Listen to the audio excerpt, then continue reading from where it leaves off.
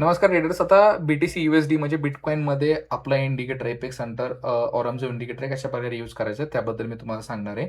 Same gold सारखंच याच्यामध्ये पण आपल्याला वर्क करायचं आहे. जो मोमेंटम आहे तो 500 पॉईंटचा पाहिजे. एखाद्या रेजिस्टन्सवरून खालती मार्केट आले आणि ते एक सपोर्ट घेऊन मार्केटवरती गेले, तर हा मोमेंटम जो आहे तो मिनिमम काय पाहिजे आपल्याला 500 पॉईंटचा पाहिजे. ठीक आहे. आणि मिनिमम आपल्याला 3 कॅन्डल्स पाहिजेत. मग त्या कॅन्डल्स रेड असो किंवा ग्रीन असो, 3 कॅन्डल्स पाहिजेत मिनिमम आणि 500 पॉईंटचा मोमेंटम पाहिजे. ठीक आहे. सेम ह्याच्या साईडला मार्केट खालून वरती गेलं आणि पुन्हा एखादा रेजिस्टन्स घेऊन खाली पडते, तर हा जो मोमेंटम आहे खालूनचा इथपर्यंतचा, तो काय पाहिजे आपल्याला 500 पॉईंटचा पाहिजे. आणि काय ह्याच्यामध्ये पण आपल्याला काय पाहिजे म्हणजे बघा मिनिमम 3 कॅन्डल्स पाहिजे. ठीक आहे. एवढं लक्षात ठेवा. रेड असो किंवा ग्रीन असो, त्याचा वीक मोठा असू दे काही असू दे, आपल्याला 500 पॉईंटचा स्विंग आणि 3 मिनिमम कॅन्डल्स पाहिजे. ठीक आहे.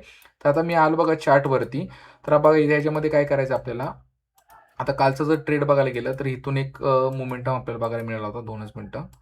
हां, इथून एक मोमेंटम आपल्याला बघायला मिळणार होता. तर आता इथं आलो मी. तर हा स्विंग मी बघतोय किती पिप्सचा आलेला आहे आपल्याला इथून, सॉरी पॉईंटचा. तर बघा इथं 500 पॉईंटचा नाहीये, तरी पण तुम्हाला दाखवून देतो आता. ठीक आहे. आता काय करायचं बघा, की हाय बघा कॅन्डलने किती जिथून मोमेंटम चालू झालं आपलं बघा इथं, इथून मोमेंटम चालू झाला आणि इथं एंड झाला आणि त्यानंतर मार्केट वरती गेले. तर आपल्याला कसं करायचं बघा आता यूज कसं करायचं इंडिकेटर, सिम्पली सेटिंगमध्ये जायचं.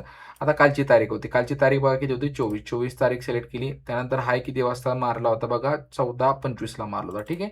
तर 14:25 मी सिलेक्ट केलं इथून आणि मार्केट खाली कुठपर्यंत आलं बघा 16:35 पर्यंत आलं. ठीक आहे. 16:35ला मार्केटनी लो मारला आणि तिथून मार्केट काय केलं वरती गेलं. आता मोमेंटम कुठला बघा वरून खालचा मुवमेंट आहे म्हणजे डाऊन साईडचा हा मोमेंटम दिलाय 500 पॉईंटचा. ठीक आहे. तर इथं डाऊन सिलेक्ट करायचं. डाऊन सिलेक्ट केलं. ठीक आहे. त्यानंतर मी काय केलं इथं ओके केलं. ओके केल्यानंतर काय येणार आहे आपल्याला सिल्वर झोन आणि गोल्डन झोन दोन्ही येणार आहे. ठीक आहे. तर सिल्वर झोनला जर तुम्हाला एंट्री करायची असेल तर बिटकॉइनमध्ये एक थोडं सिंपल सेटिंग करायची आपल्याला. सेटिंगमध्ये गेलं इथं जिथं 50 दिसतं इथं फक्त काय करायचं 500 टाकायचं. ठीक आहे. 500 टाकल्यानंतर सिल्वर झोन थोडासा वाढून येतो म्हणजे तुम्हाला क्लिअर दिसेल सिल्वर झोन. ठीक आहे.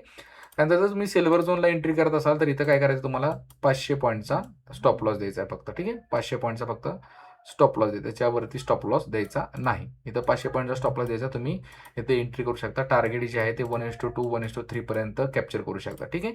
आणि जर तुम्ही गोल्डन झोनला जर जास्त हे करताय ट्रेड करायचा प्लॅन करताय तर काय करा की गोल्डन झोनला डायरेक्टली वरच्या लेवलला एंट्री करायची. ठीक आहे. मिडल लेवल किंवा जी स्टार्टिंग लेवल आहे तिथे एंट्री नाही करायची, वरच्या लेवल एंट्री करायची. तुमचा तिथून स्टॉप लॉस असणार आहे 500 पॉईंटचा आणि तिथून टार्गेट जे असेल तुमचं ते टार्गेट असेल 1:2 1:3 पर्यंत तुमचं ते टार्गेट असेल. ठीक आहे. तर अशा प्रकारे तुम्ही बिटकॉइनमध्ये तुमचा ट्रेड प्लॅन करू शकता. फक्त आपल्याला काय पाहिजे मोमेंटम पाहिजे. मिनिमम किती पाहिजे 500 पॉईंटचा पाहिजे. ठीक आहे. आणि जोपर्यंत तुमचं टार्गेट डन होत नाही 1:2 1:3 पर्यंत तोपर्यंत दुसरा ट्रेड घेण्याचा प्लॅन करायचा नाही बिटकॉइनमध्ये. ठीक आहे. तर अशा प्रकारे तुम्ही बिटकॉइनमध्ये तुमचा ट्रेड जो आहे एपेक्स सेंटर ऑरम इंडिकेटर सोबत प्लॅन करू शकता.